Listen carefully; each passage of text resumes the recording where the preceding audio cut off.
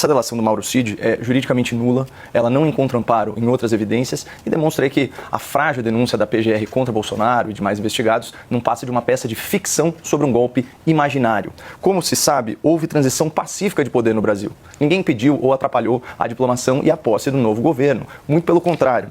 Manchete do jornal O Globo, 30 de dezembro de 2022. Bolsonaro nomeia novos comandantes da Aeronáutica e Marinha escolhidos por Lula.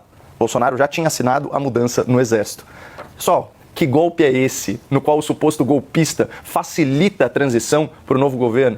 Mas enfim, vamos voltar aqui para a denúncia. É importante pontuar que, depois de anos de investigação, não foi encontrada nenhuma mensagem, nenhuma gravação, nenhum documento que vincule o Bolsonaro pessoalmente a qualquer ordem criminosa. O que tem, e sobra isso, são mensagens sobre o Bolsonaro, demonstrando inclusive que o ex-presidente foi muito pressionado a agir de forma mais drástica e que ele resistiu a essa pressão. Eu trago para vocês uma manchete de hoje, da Folha de São Paulo. Bolsonaro aceitou matar Lula, diz PGR, sem comprovar.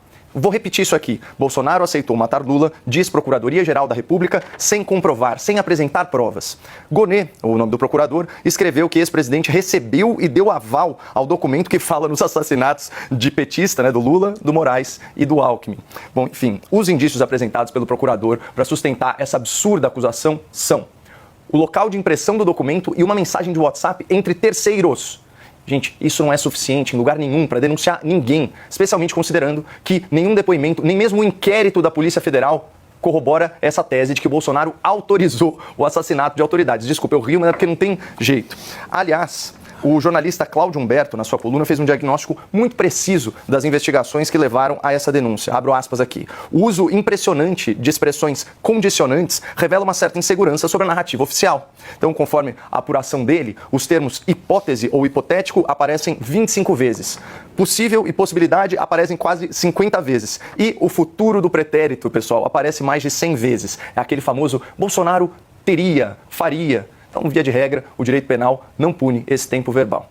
Mas, enfim, na ausência de provas substanciais para corroborar a narrativa de golpe, para incriminar o Bolsonaro e os seus aliados, a PGR construiu essas especulações, esses achismos, totalmente agarrada no depoimento do único delator do caso, o senhor Mauro Cid, antigo ajudante de ordens do ex-presidente Bolsonaro.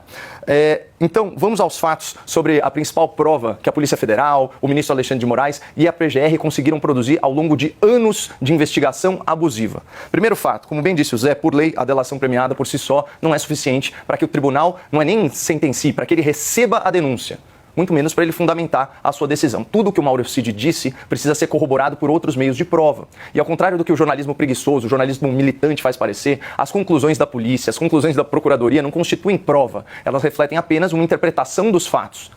Nesse caso, uma interpretação impossível dos fatos, como disse a Folha de São Paulo, ao demonstrar que Bolsonaro foi acusado sem provas de apoiar assassinatos. Segundo fato importante, o Mauro Cid foi preso preventivamente e só foi liberado depois de fechar o seu acordo de delação premiada. Vamos ver o que o ministro Gilmar Mendes afirmou em plenário sobre esse tipo de procedimento em 2023, jurisprudência atualíssima do STF.